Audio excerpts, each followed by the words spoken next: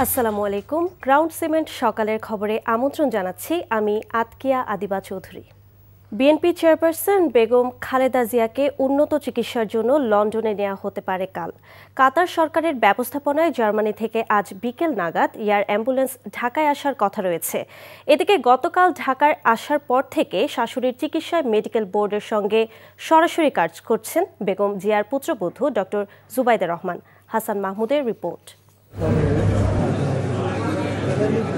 লন্ডনের হিথ্রো বিমানবন্দর থেকে যাত্রা করে দীর্ঘ প্রায় 11 ঘন্টার ভ্রমণ পেরিয়ে শুক্রবার হজরত শাহজালাল আন্তর্জাতিক বিমানবন্দরে পৌঁছেন বেগম খালেদা জিয়ার বড় পুত্রবধূ ডাক্তার জোবাইদা রহমান।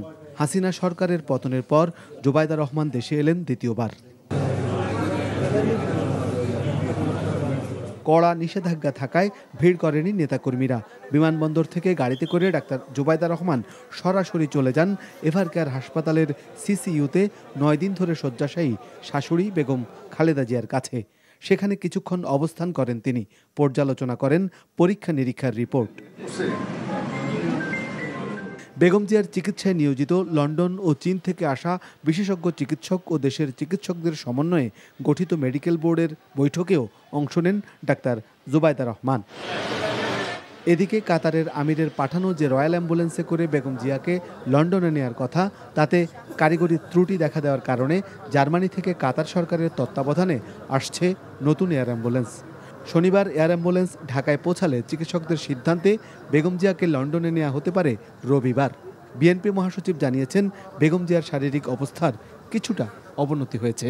চিকিৎসকরা প্রাণপণে চেষ্টা করছেন এবং আশা করছেন যে তিনি আগামীকাল যদি আপনার এয়ার অ্যাম্বুলেন্স এসে পৌঁছায় কাতার থেকে, তাহলে আগামী পরশু অর্থাৎ রোববার তাকে লন্ডনে নিয়ে যাওয়া সম্ভব হবে।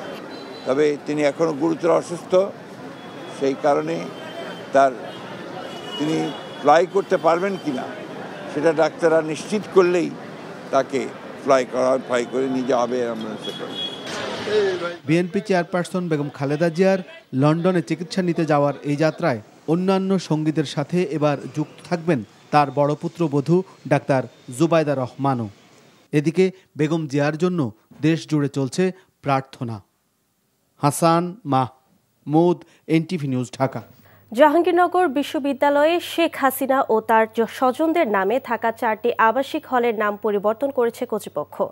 বিশ্ববিদ্যালয়ের ভারপ্রাপ্ত রেজিস্ট্রার ABM আজিজুর রহমান জানান, সিন্ডিকেটের সর্বশেষ বৈঠকে এর সিদ্ধান্ত হয়েছে। এতে বঙ্গবন্ধু শেখ মুজিবুর রহমান হলের নাম শেরেবাংলা AK ফজলুল হক হল, শেখ রাসেল হলের নাম নবাব সলিমুল্লাহ হল, শেখ হাসিনা হলের নাম জুলাই 24 জাগরণী হল এবং বঙ্গমাতা ফজিলাতুন্নেসা মুজিব হলের নাম পরিবর্তন করে রাখা হয়েছে শহীদ ফেলানী খাতুন হল। গত বছরের 5 আগস্ট ছাত্র জনতার অভ্যুত্থানে ক্ষমতাচ্যুত হয় ভারতে পালিয়ে যান শেখ হাসিনা।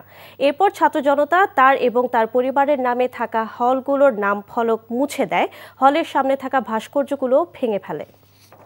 সকালের খবর এটুকুই। এই খবরের ভিডিও সহ আপডেট জানতে ভিজিট করুন NTV অনলাইন www.ntvbd.com। এছাড়াও NTVর জনপ্রিয় সব অনুষ্ঠান ও খবরের আপডেট জানতে ভিজিট করুন আমাদের ইউটিউব ও ভেরিফাইড ফেসবুক পেজ। 12টায় মধ্যাহ্নের খবর দেখার আমন্ত্রণ রইল। ধন্যবাদ সবাইকে।